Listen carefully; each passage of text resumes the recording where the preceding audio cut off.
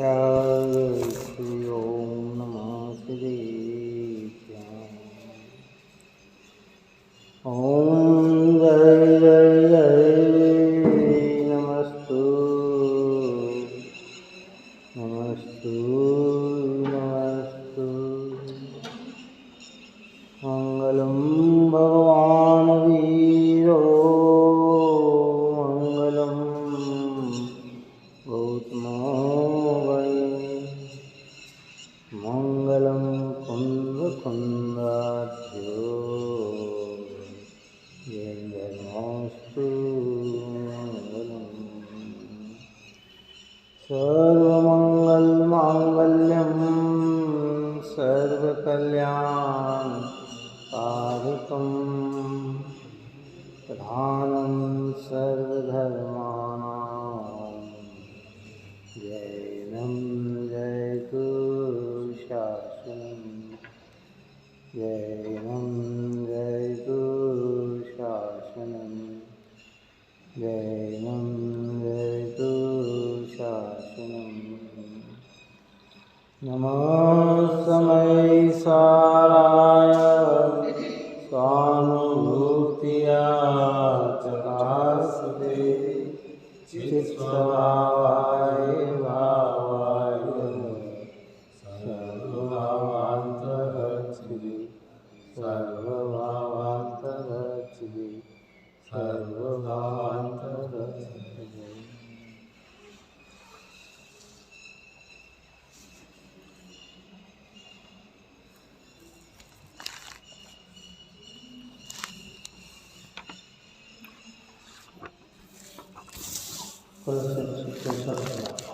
पूर्ण हुआ। 5 गाथाओं के बाद आचार्य कुमकुम भगवान रहे। अमृतचंद्राचार्य देव ने इसी की पोषकता प्लस विचार कहा। निश्चय ने इसे एक महापराधिक को ही बल का कारण कहा। कर्म बंध में अगर कोई मूल कारण है, प्रमुख कारण है, तो क्या है कि रागादिक राग देश मोह का जो भाव है, उसमें जो एकत्वपना जीव का भास रहा है, वही मूल बंध का कारण है। अब इसी बात को यहाँ आगे आचार्य देव 242 से लेकर 246 गाथाओं में कहते हैं।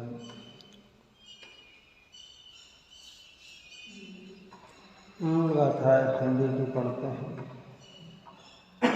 विसरित फिर वही पुरुष उस तेल सब को दूर कर व्यायाम करता शास्त्र से बहुरज भरे स्थान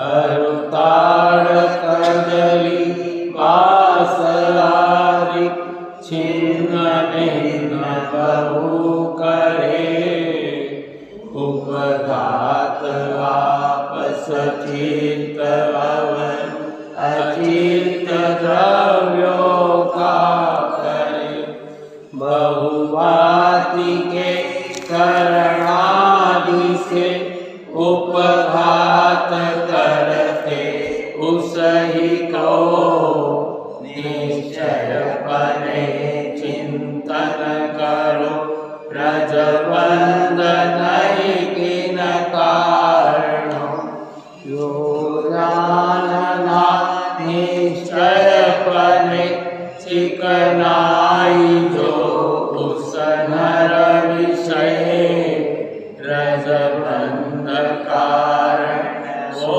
ही है नहीं काय चेष्टा शेष योगो विध में वर्तता इस भांति सम्य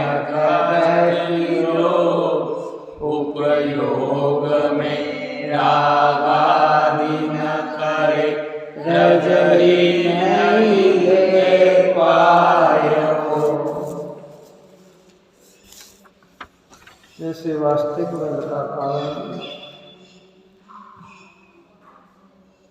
रागाधिक भाव अर्थात उस मनुष्य के चिकनाहट पदार्थ का शरीर पे मालिश करना ही था।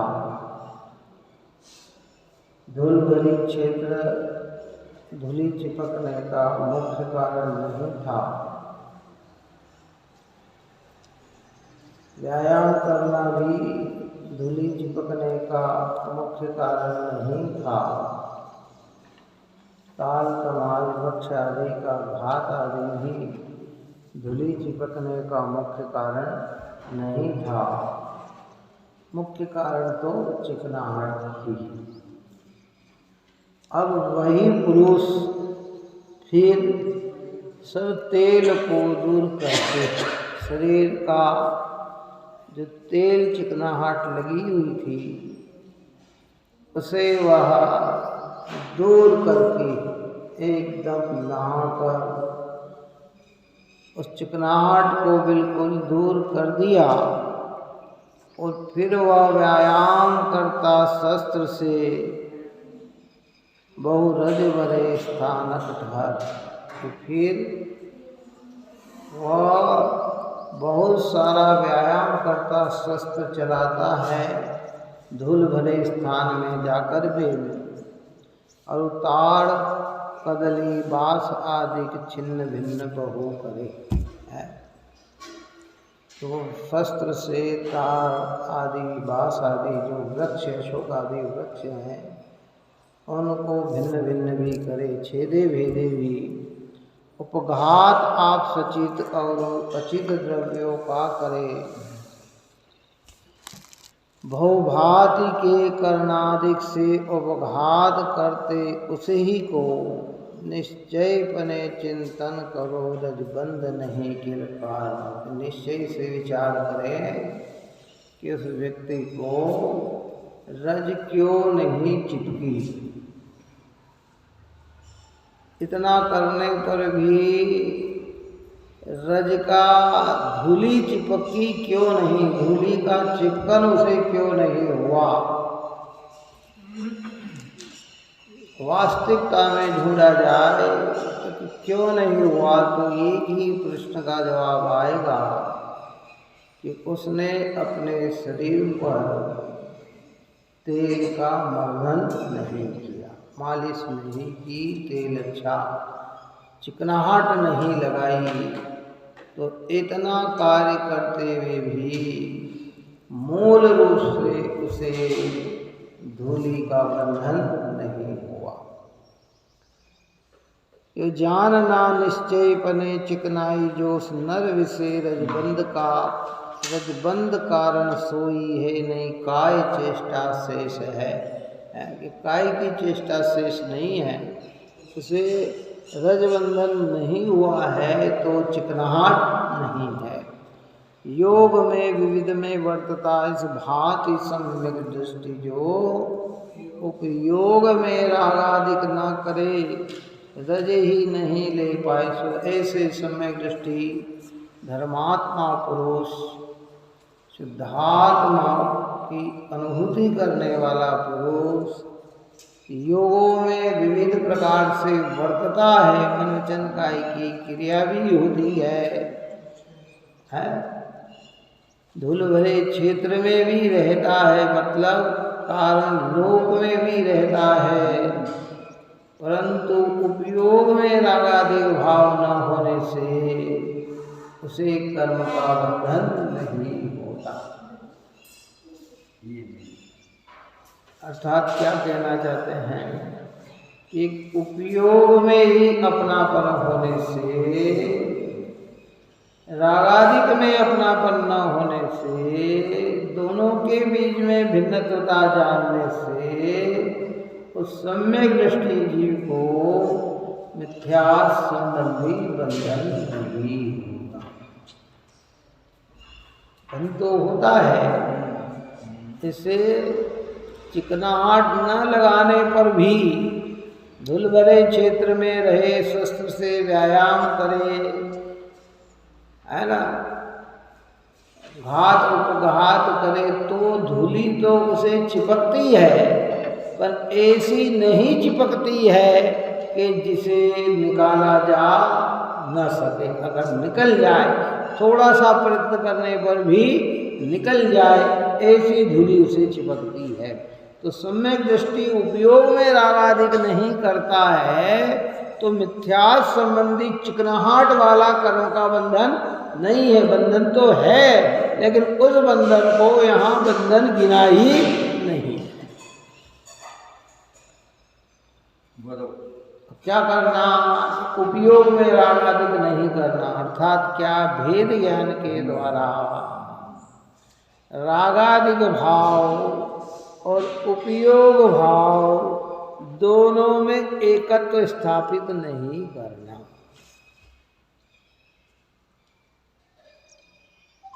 आई बात समझ? रागादिक भाव अर्थात जितना भी विकार का परिणाम है, पर में जब भेद ज्ञान किया ना, जीवाजीव अधिकार में, कर्ता कर्म अधिकार में, इन सब भावों को जड़ के खाते में डाला। काय में डाला? उद्गल के परिणाम है। किसके परिणाम है? ये उद्गल के परिणाम है, आत्मा के स्वभाव भाव में नहीं है। उपयोग में राग बलात् है, स्वभाव नहीं है, नेचुरल नहीं है। ये घुसे हुए चोर है। क्या समझ में आई बात? ये बलात् है, आत्मा के स्वभाव में कहीं भी रागादिक परिणाम नहीं है। तो ऐसा भेद ज्ञान करके जब इनमें एकत्व का परित्याग करता है तो वो मिथ्यात्व का जो आश्रव आ रहा है, वो आश्रव क्या होता है? रुक जाता है, अर्थात आश्रव भाव होते नहीं। धूलि चिपकने का मूल कारण क्या? चिकनाहट। न कारण क्या? कि चिकनाहट न होना। ये मिथ्यात्व रागादिक चिकनाहट है, गाढ़ी चिकनाहट है। अनंत संसार बंध का कारण ये पूरे ग्रंथादि राज समय सार जैसे महान ग्रंथ में आचार्य भगवान ने संसार का मूल कारण अगर कहीं कहा गया है तो उसे मिथ्यात्व को ही कहा गया है। क्योंकि वो मिथ्या भाव भेद ज्ञान के द्वारा दूर करने लगे। राग देश नहीं है ये नहीं कह रहे हैं, राग देश का परिणाम है, पर ये मेरे स्वभाव में नहीं है। मैं इसमें एकत्व स्थापित कर रहा हूँ तो अपने स्वभाव का एकत्व टूट रहा है। काय का टूट रहा है? कि एक में एकत्व मेरा बन नहीं रहा है, और जब एक में एकत्व भाव मेरा बनेगा तो राग में एकत्वपना नहीं। जब परायापन माना जाएगा तो क्या होगा? कि सभी पराये होंगे, निकटवर्ती भी पराये होंगे।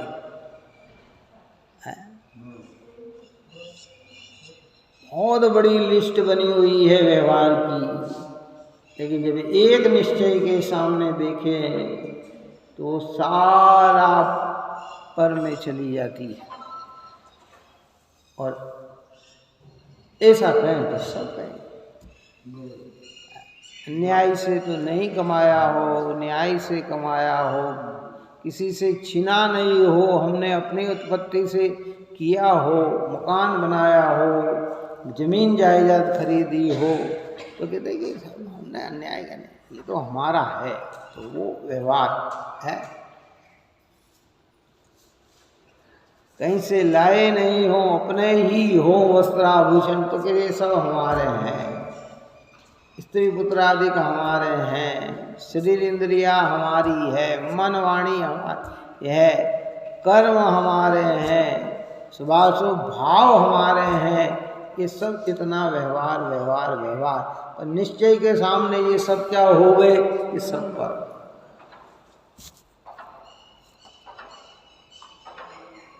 और चिकनाहट क्या है? इनको अपना मानना। अब ऐसी चिकनाहट है जो आंखों से नहीं दिख रही है। धूलि चिपकने का मूल कारण, कर्म चिपकने का मूल कारण मोह रागोर द्वेष है। मोह यानी मिथ्यात, राग यानी इष्ट बना, द्वेष यानी अनिष्ट बना, पर में सुहावना लगना, पर में असुहावना लगना, पर में सुख लगना, पर में ही दुख लगना, ये सब मिथ्यात्व अनंतानुबंधी है। और ये चिकनाहट है। इस चिकनाहट को दूर कैसे किया जाए कि तुम कैसे हो, अपने निर्मल स्वभाव की ओर से देखो कि तुम कैसे हो, कि तुम मात्र उपयोग स्वरूप हो, नेचुरल, भीतर से आने वाली चीज जो है वो उपयोग है। लेकिन ये राग के साथ एकता बुद्धि करता है, अशुद्ध हो जाता है।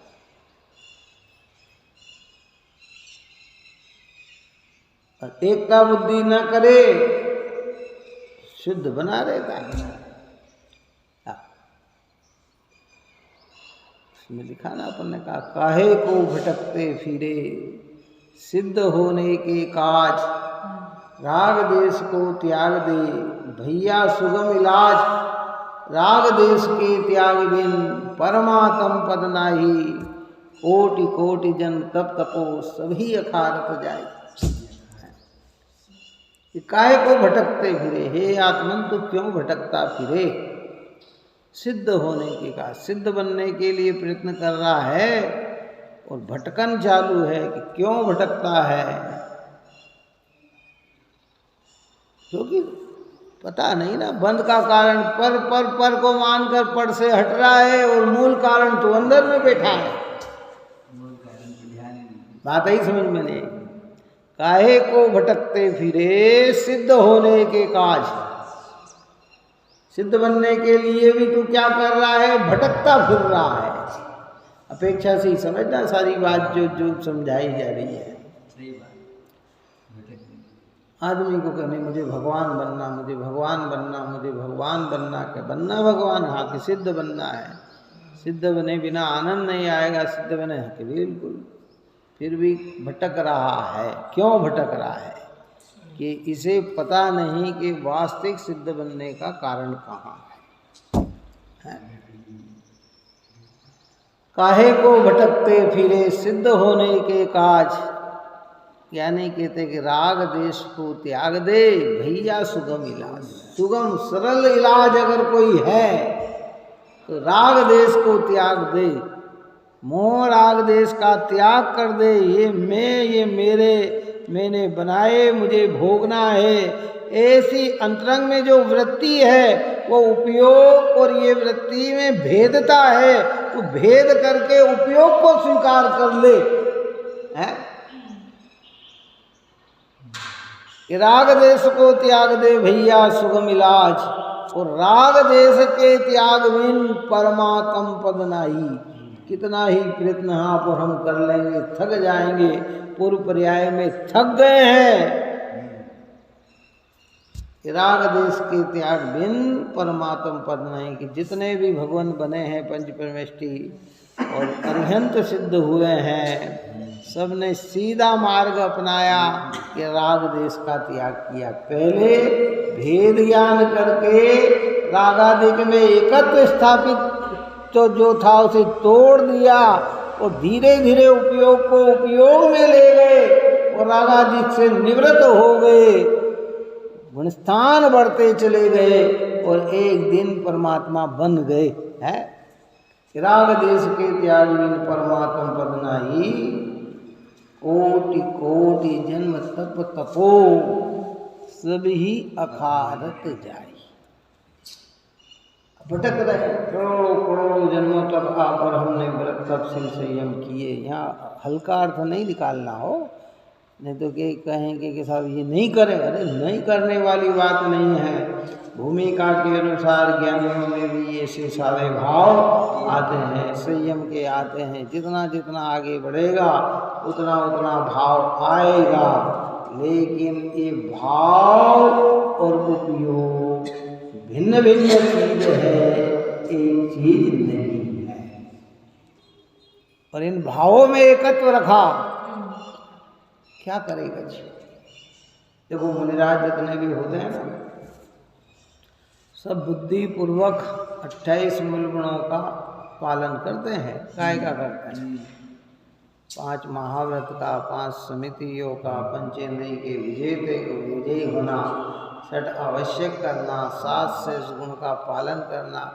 ऐसा नहीं है कि इन कार्यों में कहीं प्रमाद करते हों, आलस करते हों, बुद्धिपूर्वक नहीं करते, मजबूरी से करना पड़ता। क्या करें, अब मुनि बन गए हैं तो मजबूरी होकर ये करना, ये नहीं। वो सब समय के साथ उपयोग बुद्धि लगाकर करते हैं, फिर भी उनमें एकत्व स्थापित नहीं करते हैं। ये सबसे बड़ी बात है। पढ़ोजी साहब ने लिखा ना सामान्य मुनिराज के श्लोक में कि वहाँ परद्रव्य और प्रभाव तो होते हैं, लेकिन उसमें हंकार ममकार नहीं करते हैं। परद्रव्य हो ही नहीं ऐसा नहीं है। शरीर इंद्रिय मन वाणी पड़े हुए हैं, पिछी कमंडल आदि पड़े हुए हैं, प्रभाव हैं। अभी रागादिक भाव उनके अंदर वर्तते हैं, जीव की बचाने का भाव है, समिति पालने का भाव, इष्टमिष्ट बोलने का भाव, ये सब पड़े हैं। लेकिन किसी में भी एकत्व स्थापित नहीं होता। एकत्व अगर उनका कहीं है तो वह मात्र अपने उपयोग में। हमारा पूरा एकत्व कहाँ? जैसे हम किसी से 2 शब्द मीठे बोलते हैं ना, तो एक अंदर से भावना, एक परिणाम, एक अभिप्राय ये चलता है, देखो मैं कितना मीठा बोलता हूँ, मैं कितना अच्छा बोलता हूँ, मैं कितनी अच्छी तरह से व्यवहार करता हूँ। कोई घर में आए हमारे, हमने बहुत अच्छी तरह से व्यवहार करी, तो अंदर से एक भाव साथ में क्या चलता है कि मेरा कितना अच्छा व्यवहार है, मैं कितना अच्छा बोल रहा हूँ, मैं कितनी अच्छी तरीके से सामने वाले को आमंत्रित कर रहा हूँ। एक परिणाम इस प्रकार का, ये एकत्व का परिणाम। ये काय का परिणाम? एकत्व का परिणाम। ज्ञानी करते वैसा ही है, लेकिन क्या कहते हैं जिसे कि पकड़ वाला परिणाम नहीं होता है। और हमारा परिणाम कैसा होता है? पकड़ वाला होता है। हम फिर अपेक्षा रखते हैं कि जैसा व्यवहार मैंने इनके साथ किया, मैं इनके यहाँ जाऊं तो ऐसा ही व्यवहार मेरे साथ हो। ऐसी भावना के साथ हम व्यवहार को अपनाते हैं। ये हमारी पकड़ है। इसे सब में घटित करना, हर चीज में। इसलिए धूली चिपकने का मूल कारण जिस प्रकार तेल की चिकनाहट का मर्दन था, और धूली न चिपकने का मूल कारण चिकनाहट न होना था, ऐसे ही सम्यक दृष्टि उपयोग में रागादिक नहीं करता है तो धूल भरे कर्म भरे क्षेत्र लोक में भी रहता है। मन वचन काय की क्रिया भी होती है, इंद्रिया भी होती है, सचित अचित जीवों के घात भी होते हैं, लेकिन उन्हें मोटे तौर पर बंध का कारण नहीं है।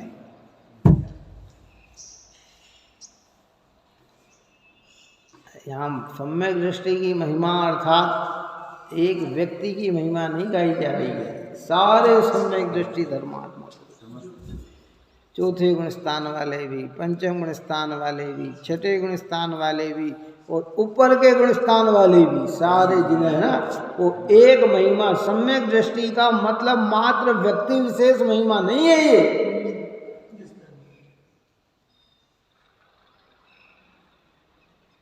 कर्मोदयी की दशा में तो ये हो सकता है कि सम्यक दृष्टि धर्मात्मा पुरुष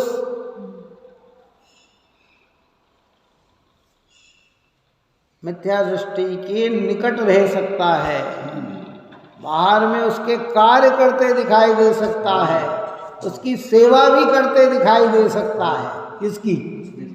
मिथ्या दृष्टि। नौकरी कर सकता है सम्यक दृष्टि जी, मिथ्या दृष्टि जी हो और सम्यक दृष्टि नौकरी कर रहा है। राजा की नौकरी हमारे जो है टोडरमल जी साहब या सदाशिव दास जी कर रहे थे, क्यों कर रहे थे कि नहीं कर रहे थे? बाहर में तो ऐसे भी दिखाई दे सकते, क्योंकि बाहर की प्रक्रिया तो पुण्य पाप के उदय की है, लेकिन भीतर में वो कैसे होते हैं कि वो जो सम्यक्त की आराधना हो गई है, तो अब अनंत संसार उनके जीवन में होने वाला है। बाहर की वृत्तियां तो ऐसी हो सकती। चौथे काल में तो बहुत सारे समदृष्टि विचरण करते थे, होते थे, क्या आजीविका के लिए राजा आदि के अन्य कार्य करते थे, क्या करे, उदय अवस्था किसी को नहीं छोड़ती। पुण्य पाप के खेल, जब सम्यक दृष्टि नरक में जा सकता उदय के बल पर, बंधे हुए कर्म के बल पर, तो यहाँ प्रतिकूलता आ जाए तो आश्चर्य की क्या बात हो जाती है, क्यों है?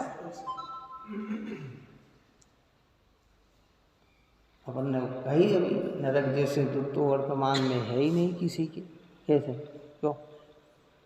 हम कितने ही खाने को न मिले तो भी 2-4 दिन, 10 दिन, 15 दिन में तो कहीं ना कहीं कुछ न कुछ तो मिल ही जाएगा। क्या कालकोठरी में बंद कर देते हैं, डाकू है, बहुत हत्या कर दी, आतंकवादी है, कितने कोई हत्या कर दी, कितना ही ये कर दिया, ऐसी जेल में उसे डाल दिया कि जहाँ कोई बोलने वाला नहीं है, तो भी कहीं न कहीं पेट भर के भोजन या पेट भरे भोजन तो उसे मिल ही जाता है।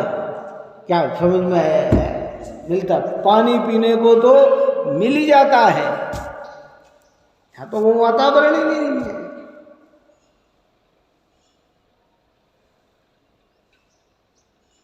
जहाँ न है, पशुओं को भी अपनी भूमिका के अनुसार कहीं न कहीं तो मिल ही जाता है, लेकिन नरक का ही वातावरण एक ऐसा दूषित वातावरण है, क्योंकि दो नरक जाने वाले जीव के परिणाम बहुत ही क्रूर और खोटे होते हैं। ऐसी भावना से युक्त वो बहुत आराम, बहुत परिग्रह में रत होकर दूसरे का भोजन छीन लेता है। कोई खाए नहीं, सब चीज़ मुझे मिल जाए, सब मुझे मिल जाए, ऐसी भावना से युक्त होते हुए वो ऐसा कर्म का बंध बांधता है कि खाने को उसको एक दाना नसीब नहीं होता, पीने का एक दाना नसीब नहीं, पानी का एक बूंद नसीब नहीं होता, गर्मी सर्दी साथ क्या करें।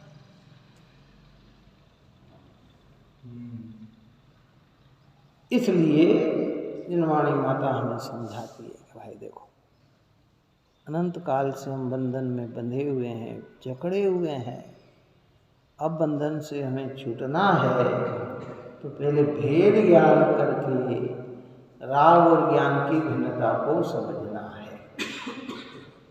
बंध का कारण, मूल बंध का कारण क्या है कि उपयोग में राग आदि का करना।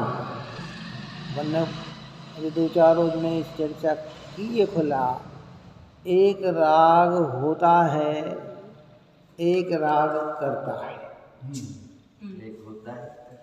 ज्ञानियों के राग होता है, अज्ञानी राग को करता है।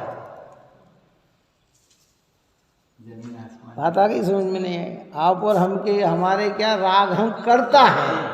राग में एकत्व बना पड़ा है, राग में सुखत्व बना पड़ा है, भोक्ता बुद्धि पड़ी है, स्वामित्व बना पड़ा हुआ है। ये सब हमारे राग की और उपयोग की भेदता न होने से, भिन्नता न जानने से ऐसा। और ज्ञानियों के राग होता है, वो करता नहीं है, वो चाहते नहीं है, फिर भी राग भूमिका के अनुसार आता है, तो आए हुए राग में एकत्व स्थापित न होने से, चिकनाहट न होने से वह ऐसे कर्मबंध का कारण नहीं बनता जिससे अनंत संसार इस जीव का बढ़ जाए। अभी आंखों से नहीं दिखेगी ये चर्चा, ये कहाँ से दिखेगी? ज्ञान से दिखेगी। विरक्त रहना कि कैसे विरक्त रहे। हम किसी के घर गए और हमें मालूम है ये घर हमारा नहीं है, हम मेहमान हैं, तो वहाँ उतना रक्तपना नहीं रहता, विरक्तपना रहता है, छुमे छुमे रहते हैं। ऐसा जैसे घर में चाहे जैसे वृत्ति करते वैसी वृत्ति वहाँ नहीं करते, वहाँ बिल्कुल ऐसी। क्यों? कि हमें पता है कि ये चीज़ हमारी नहीं है, और जो चीज़ हमारी है तो हम लेटेंगे भी तो पाँव बिल्कुल फंसार के लेट जाएंगे, हैं? कपड़े भी पहनेंगे तो चाहे जैसे पहन लेंगे, मतलब घर में क्योंकि हमारा है। और उसमें भेदता है। ऐसे ज्ञानियों को भेद ज्ञान होने पर पुद्गलादिक रागादिक मैं नहीं हूँ, तो इनके अंदर छुमे रहते हैं, रस नहीं रहता है कि अरे जो भाव मेरा नहीं है उसमें मुझे एकत्व स्थापित क्या करना। अनासक्त प्रवृत्ति जिसे कहते हैं। इसलिए पूरे कितनी गाथा निकल चुकी कि रागी बांधे कर्म को वैराग्यता मुक्ति लहे, ये जिन प्रभु उपदेश है तो रक्त होना कर्म से। हे भव्य आत्मा, ये जिनेन्द्र भगवान की देशना है कि रागी कर्म से बनता है और वैरागी कर्म से छूटता है। इसलिए तू कर्म से रक्त मत हो, अर्थात कर्म यानी राग देश का परिणाम और उपयोग में एकता बुद्धि स्थापित मत करो। कब न करेंगे कि जब हमें भेद ज्ञान होगा। आई बात समझ। छोटा सा बच्चा हो, उसे पता नहीं कि ये पड़ोसी का घर है क्या, वो तो जैसे घर में खेल रहा है वैसे ही वहाँ खेलता है, क्योंकि उसे पता नहीं।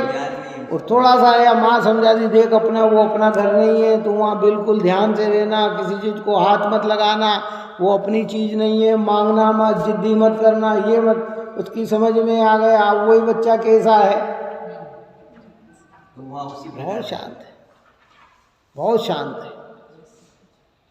वो नहीं करता, हल्ला गुल्ला नहीं करता, कुछ नहीं करता, क्योंकि उसके अंदर समझाइश हो गई है। नहीं समझ रहे हैं, उछलन कर रहे हैं। जन्मानी माता कह रही है कि देख भाई, उपयोग के अलावा तेरा कुछ नहीं है। तो ये जितने भी राग आदि के है, जितने भी भाव हैं, इसमें अपना एकत्व स्थापित मत करना। तेरा एकत्व तो उपयोग में ही होना चाहिए। और जब उपयोग में एकत्व स्थापित करेगा तो उधर से क्या होगा, विरक्त होगा कि नहीं नहीं नहीं, ये भाव करने लायक नहीं, इन भाव में रहने लायक नहीं। कदाचित आ भी गए हों तो ये भाव मेरे लिए उपयोगी नहीं है। समझना तो पड़ेगा भाई। होते क्या करें। इसलिए यहाँ ये कहा है, देखिए गाथार्थ में कहते हैं पर, और जैसे वही पुरुष समस्त तेलादि स्नग्ध पदार्थों को दूर किए जाने पर बहुत धूलि वाले स्थान में शस्त्रों के द्वारा व्यायाम करता और ताड़ तमाल केल बांस और अशोक इत्यादि वृक्षों को छेदता है, भेदता है, सचित तथा अचित द्रव्यों का उपघात करता है, ऐसे नाना प्रकार के कर्णों के द्वारा उपघात करते हुए उस पुरुष को धूलि बंध का वास्तव में किन कारण से नहीं होता, यह निश्चय से विचार करो। उस पुरुष को जो वह तेल आदि चिकनाई है उससे उसके धूलिबंध होना निश्चय से जानना चाहिए, शेष कायादिक चेष्टाओं से नहीं होता। इसलिए उस पुरुष के तेल आदि की चिकनाहट का अभाव होने से ही धूलि इत्यादि नहीं चिपकती। इस प्रकार बहुत प्रकार के योग में वर्तता हुआ सम्यक दृष्टि उपयोग में रागादि को न करता हुआ कर्म रज से लिप्त नहीं होता। उपयोग में रागादि को न करता हुआ कर्म बंधन से लिप्त नहीं होता। चिकनाहट नहीं तो बंधन नहीं। मोह राग देश चिकनाहट है,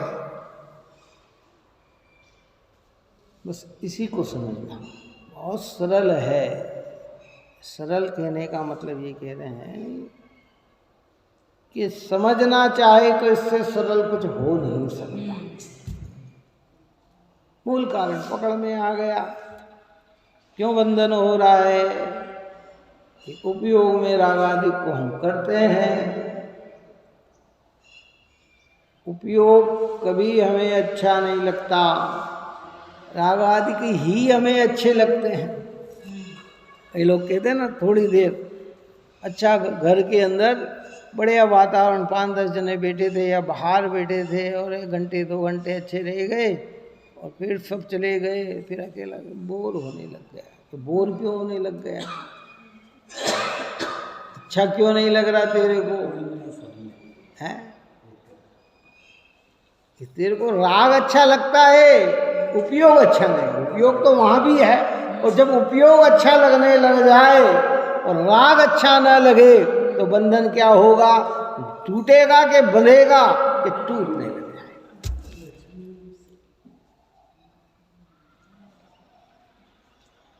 6 खंड में रहकर भी उपयोग अच्छा लग सकता है और हमारे पास कुछ भी नहीं है फिर भी राग अच्छा लगता है। यही तो विशेषता है ना जिन धन की। इतना वातावरण में रहकर भी उपयोग में एकत्व स्थापित हो सकता है और कुछ ना हो और पूरा स्थापित उपयोग राग में ही एकत्व ढूंढता है। यानी इसे लगता है कि राग के बिना मैं कैसे रहूँगा, है भैया। अनंत ज्ञानी पुरुष, अनंत धर्मात्मा पुरुष, अनंत समदृष्टि धर्मात्मा जीव, ज्ञानी जीव पूरी तरह से तो अनंत सिद्ध बिना राग के, बिना शादी अनंत काल निकालेंगे। कितना निकालेंगे?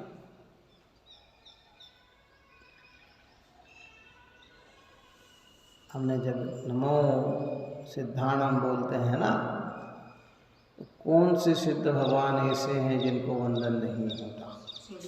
ये नहीं खाली 24 तीर्थंकर भगवान सिद्ध बने इन्हीं को वंदन होता है क्या? है? अरे अनादिकाल से जितने भी सिद्ध हुए हैं, जितने भी सिद्ध हुए आज तक, अभी भी आज भी जो सिद्ध जाके विराजमान हो रहे हैं सिद्धालय में, वो नमो सिद्धाणम में सब गर्भित है। सब सिद्ध भगवान, इतने सिद्ध भगवान। भगवान महावीर को सिद्ध बने तो 2600 साल ही हुए हैं। आदिनाथ भगवान को सिद्ध बने तो एक कोड़ी सागर ही हुआ है। कितना है ना, इतना ही हुआ है। लेकिन इसके पहले जितने हुए हैं वो आज भी पूरे रागादिक से रहित आज तक जीवन जी रहे हैं, और दुखी होकर नहीं जी रहे हैं, आनंदित तो होकर जी रहे हैं। पूर्ण आनंद का भोग करते हुए जीवन जी रहे हैं, क्योंकि नेचुरल स्वभाव में कभी दुख होता नहीं और बनावटी चीज में अधिक देर सुख दिखता नहीं। कुछ देर अच्छा लगता है, फिर कुछ देर अच्छा लगता है, फिर कुछ देर अच्छा लगता है।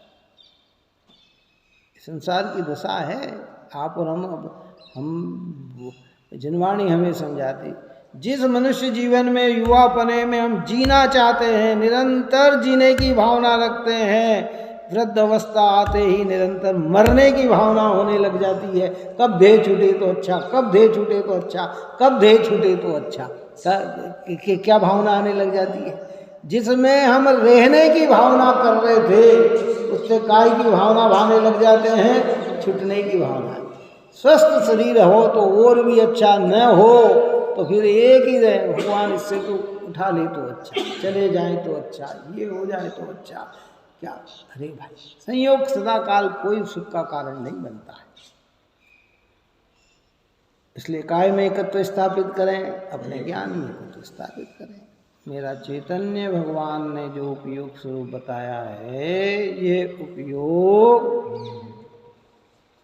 राग से ही जब भिन्न है तो परद्रव्य की बात तो क्या करें।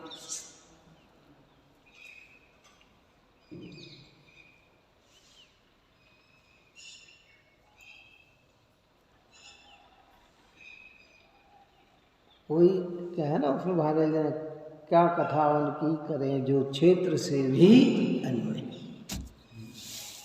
जिनके क्षेत्र भी जुदा है तो उनकी बात क्या करें भाई। है ये भिन्न पुरजन, भिन्न परिजन, भिन्न ही प्रियधाम है, भिन्न जननी भिन्न भगनी, भिन्न ही प्रियवाम है। ये सब सब सब सब भिन्न है, सुख सुतादि भिन्न है। राग द्वेष के परिणाम जब भिन्न है तो ये तो सारी भिन्नता है ही। लेकिन हमारे ज्ञान में ये भास नहीं रहा है ना, बस यही मोटे चिपकने का कारण है। क्यों चिपक रहे हैं हम, क्यों बंध रहे हैं हम, इसके देखो वन क्षेत्र में जाओ तो सबसे बड़ा बंधन अगर काय का बनता है तो मिथ्यात्व का। स्तुति उसकी सबसे श्रेष्ठ है। और अभी कहा ना, ये अखंड पाप है जो निरंतर बनता है, निरंतर चल रहा है वन क्षेत्र में, बंधन में बंधे हुए बंध रहे हैं। और ऐसा प्रिय पाप है कि जो दिखता नहीं है कि पाप है, वो पाप है। दिखता नहीं है क्या कि ये पाप है, लेकिन है क्या, पाप नहीं दिखता है।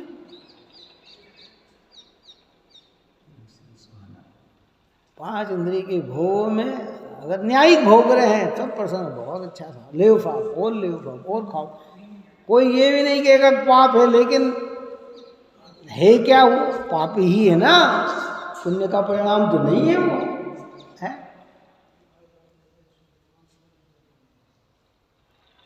ये राग, ये मिथ्यात्व का भाव, इसमें तो जितना चिंतन करो आप और हमारे कहाँ चिंतन बनता है। ज्ञानियों ने इस विषय में चिंतन किया है। धन्य है सारे समदृष्टि धर्मात्मा पुरुष, कुंद कुंद की आमनाय में जन्म लेकर इस पवित्र मार्ग को आगे जिन्होंने बढ़ाया। अरे भाई, बंध का मोटा कारण मिथ्या भाव, मिथ्या भाव, मिथ्या भाव। इसलिए टोडर मल्ली साहब ने लिखा कि इस भव तरु का मूलिक जानो मिथ्या भाव, जानो मिथ्या ताको और निर्मूल करी बनिए मोक्ष उपाय। कि इसको जड़ मूल से उखाड़ कर फेंकने से ही मोक्ष मार्ग का उपाय चालू होता है। इसलिए हमें बार बार चिंतन करना, ख्याल में बनी रहनी चाहिए बात। इतना वहां से उठाया कि राग ही तू नहीं, राग ही तेरा नहीं, राग का ही करता नहीं, राग का ही भोगता नहीं, तब तो परद्रव्य की बात हम क्या करें और कैसे करें है?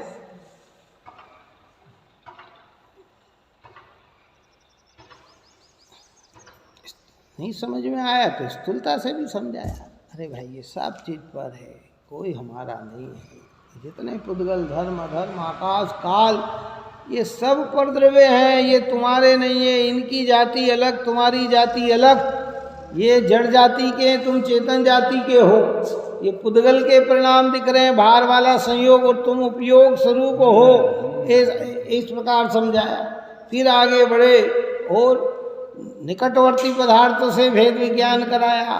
और फिर आगे बढ़े तो स्थूल शरीर से भेद विज्ञान कराया। और आगे बढ़े तो इंद्रियों से भेद विज्ञान कराया, भाषा से भेद विज्ञान कराया, मन से भेद विज्ञान कराया, 8 कर्म से भेद विज्ञान कराया, और पुण्य पाप के परिणाम से भी भेद ज्ञान कराया। कितनी डिटेल्स में आपने पहले बताया कि क्योंकि इनमें ज्ञान नहीं है, ये ज्ञान नहीं है, क्योंकि इनमें ज्ञान नहीं है। हाँ, ये मेरे निज चैतन्य स्वभाव नहीं है। इसलिए आश्रवधिकार में कहा ना, राग कैसा है कि यह असूची भाव है, कैसा है यह जड़ है, कैसा है दुख रूप है। और भगवान आत्मा कैसा है कि सदा ज्ञाता स्वरूप है, पवित्र है, सुख रूप है। अब ये तेरा वैभव और ये अब इनमें एकत्व स्थापित करेगा तो कर्म बंद हुए बिना रहेगा नहीं।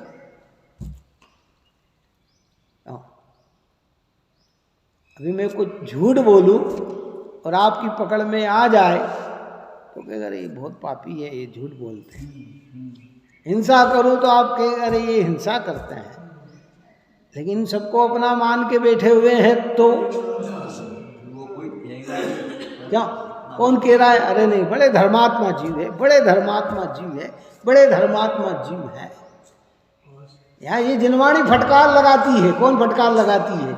ये जिनवाणी माता हमें फटकार लगाती है कि राग में तेरा एकत्व है तो तू घोर संसारी है,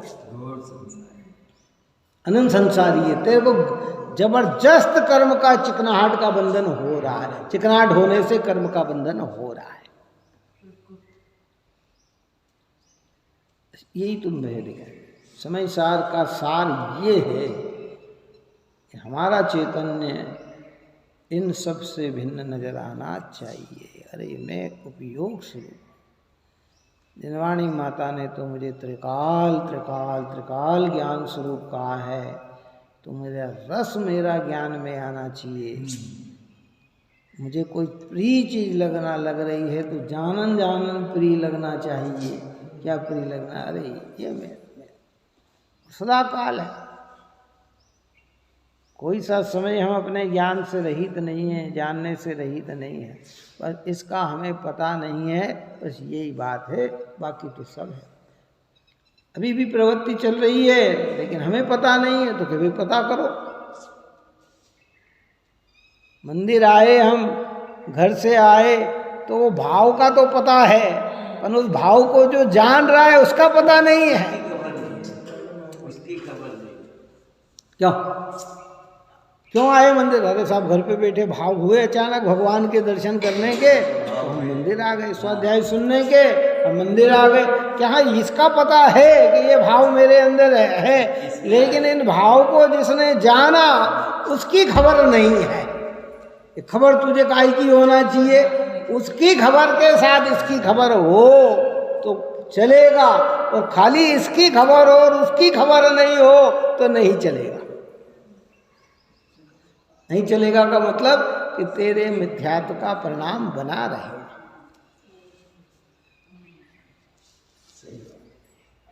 उमंग लाए अपन बस। इतना उत्कृष्ट प्लेटफॉर्म मिला है, अब तो इस मिथ्यात्व के अखंडपने को एक विज्ञान रूपी हथौड़े से क्रॉस करना ही चाहिए। देखो ऐसा प्लेटफॉर्म पूर्व में भी अनंत बार मिल चुका, लेकिन प्रमाद में रहकर कार्य छोड़ दिया। अब कार्य छोड़ने योग्य नहीं है सीधी। ऐसा नहीं कि ये पहली बार हमें मिला हो कि भैया भाव परावर्तन और भाव परावर्तन में जब तीर्थंकर भगवान की देशना को हमने सुन लिया समोसरण में जाकर, है सच्चे गुरु की निकटता में जाकर निर्ग्रंथ मुनिराज भगवंतों की देशना हमने सुन ली सामने जाकर, परंतु ख्याल नहीं किया तो भटक रहे हैं, और आज भी ख्याल नहीं करेंगे तो भटकते रहेंगे। अब कहते हैं कि तुम ख्याल करो। तीर्थंकर के समोसरण में हम गए हैं कितनी बार, और सच्चे गुरु के वचन सुने पर भव से हुए न पार। गुरुदेव श्री तो कहते थे कि केवली आगे भी कोरा रह गया। गया केवली के दर्शन करने और ये खाली का खाली आ गया। भगवान के समोसरण में बाहर विभूतियाँ देख कर ही मस्त हो गया कि अरे कितना कितना कितना। इसके लिए तो अपन ने कई बार दृष्टांत दिए ना, पंच कल्याण को हुए, शिविर हुए, सारी चीजें हुई, बार बार में ही रज पच गए, एक दूसरे से मेल मिलाप में ही रज पच गए, और मूल वस्तु पकड़ में न आई। गए कहाँ? कि सब शिविर में गए थे। कहाँ गए? पंच कल्याणक में गए थे, लेकिन लाए क्या? कुछ नहीं लाए। ऐसे कहते गए कहाँ? के समोसरण में गए। कि क्या लेके आए? ऐसा कुछ नहीं, बहुत भव्य चीज देखी, ऐसी ऐसी चीज देख के आए जो हमें संसार में कहीं नहीं दिखी। इतनी बड़ी वापी का इतना बड़ा कैसा एक जैसा कंचन पानी, कंचन निर्मल नीर, ऐसा वातावरण समोसरण का कि क्या हम उसकी उपमा नहीं कर सकते। ऐसा वातावरण मिला। फिर भी भगवान ने क्या कहा था?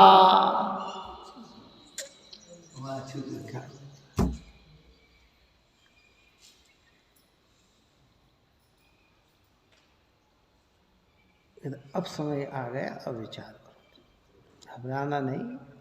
देखो कहा ना कि राग का रस इतना लगा हुआ है कि जब तक उतना रस ज्ञान का न लगे तब तक वो छूट नहीं सकता। इतना रस लगा हुआ है राग का कि उतना अगर ज्ञान का रस न आए तो वो छूट नहीं सकता। वो छूटेगा कब कि उसका बैलेंस बैठ जाए। कितना बैलेंस बैठ जाए कि नहीं रागादिक से भी श्रेष्ठ उपयोग है, वो उपयोग का रस लग जाए तो रागादिक ढीले पड़े बिना रहेंगे।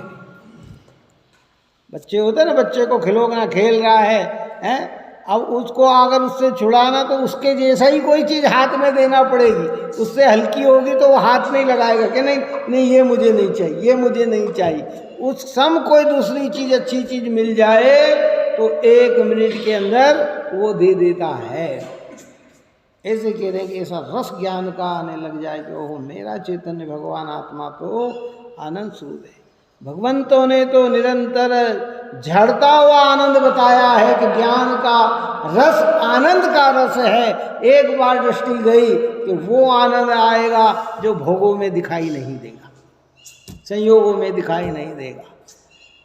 ऐसी दशा जब वर्तती है तो जो अनादि की चिकनाहट लगा रखी थी वो उतर गई तो अब धूली चिपकने का कारण नहीं है, कर्मबंध का कारण है।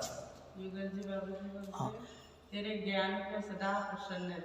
हाँ, प्रसन्न मूल बात यही है। और दूसरा यहाँ अपन देखो, मैं बार बार इस चीज़ का खुलासा कर रहा हूँ निर्वाणी के आधार कि यहाँ अभी मोटे तौर पर जो बंधन नहीं है वो मिथ्यात्व अनंतानुबंधी का चल रहा है। ऐसा नहीं कि राग है न बंधन नहीं हो रहा, वो बंधन तो हो ही रहा है। वो बंधन तो रुकने वाला नहीं है जब तक यथाख्यात चारित्र की उपलब्धि न हो जाए। मुनिराज को भी जब 6ठे गुणस्थान में वर्तन करते हैं वहाँ भी राग की सद्भावना में कर्म का बंध होता है।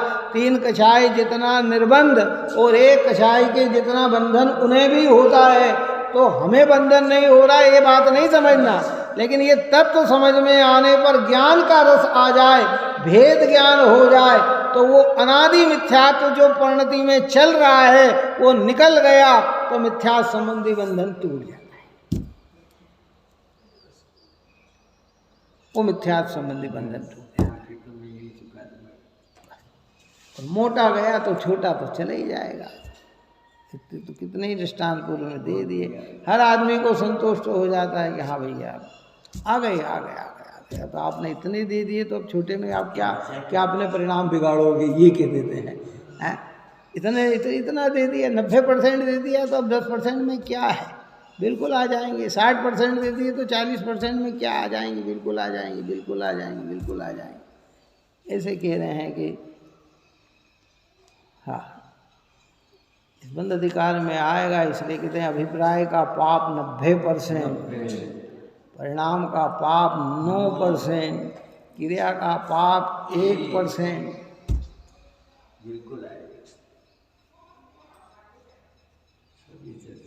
अब ये आंखों से बात नहीं समझ में आती। देखो हृदय से इस चीज़ को समझे तो समझ में आती है। जो जिन लोगों के ने पहले से ही अपना मन ऐसा बना लिया है, अरे ये तो सब बकवास है, न बात करते क्या ऐसा होता है, सम्यक दृष्टि को ये करे न गंध नहीं होता फलाना नहीं, तो उसको समझाने में कोई समर्थवान नहीं, कोई नहीं समझा सकता उसको तो सब बाहरी वृत्तियाँ ही दिखाई देती है। और ज्ञान से विचार करे कि भाई बात तो बिल्कुल सत्य है। और एक नहीं, पूरे पुराणों में ज्ञानियों के दृष्टांत दिए गए हैं, कोई कल्पना की बात थोड़ी है। गुरुदेव श्री के समय से सम्यक दृष्टि की महिमा थोड़ी है कि लोग समझे कि साहब इन्होंने कोई नई महिमा चला दी हो। अरे ये महिमा तो एक गाथा 2000 वर्ष पहले लिखी आचार्य कुंकुम भगवान ने, कोई आज की गाथा थोड़ी लिखी हुई है ये है। लेकिन क्या करें, जीव अज्ञानी को अरे साहब खाली बात करने से कुछ नहीं होता, कुछ करते तो बात है, लेकिन तू पहले बात तो कर, बात सुन तो सही, फिर तू समझ में आएगा कि तेरी प्रक्रिया क्या बनती है। तेरे को रुचे ही नहीं तो फिर काम कहाँ से चालू होगा, है? और स्वच्छंद वृत्ति होगा तो अपन निषेध करते आए ही हैं, देखो है ना। इसलिए राग करना और राग का होना, ये दोनों में बहुत बड़ा डिफरेंस है। ज्ञानियों के राग होते हैं, अज्ञानी राग करता है, बस इतना अंतर पड़ता है। जिसके राग होता है उसे राग में रस नहीं है, और जो राग करता है उसे राग का रस है। इस प्रकार की चर्चाएं की है, टीका अपन आगे करेंगे। टीका की चर्चा आप और हम सभी जीव निरंतर देव शास्त्र गुरु की निकटता में रहकर अपने परिणाम को निर्मल बनाकर भेद ज्ञान करें, यही मंगल है। सहजानंदे शुद्ध स्वरूपी अविनाशी हो आत्मस्वरूप। सहजानंदे शुद्ध स्वरूपी अविनाशी हो आत्मस्वरूप। सहजानंदे शुद्ध स्वरूपी अविनाशी हो आत्मस्वरूप। निज में बताए यह अनंत उपकार है, उसके लिए जिन वाणी माँ को वंदना शत बार है, वंदना शत बार है।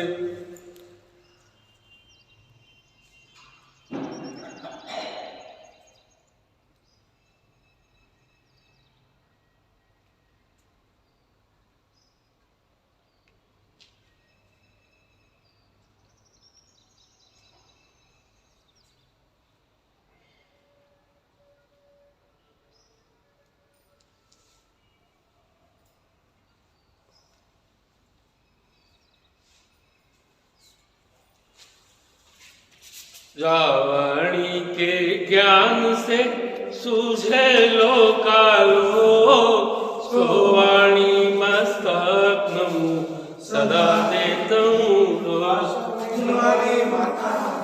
जय। कल जो है टीकमगढ़ के पंडित जी साहब सुरेश चंद जी आ रहे हैं, जितना भी समय हो 1-2 दिन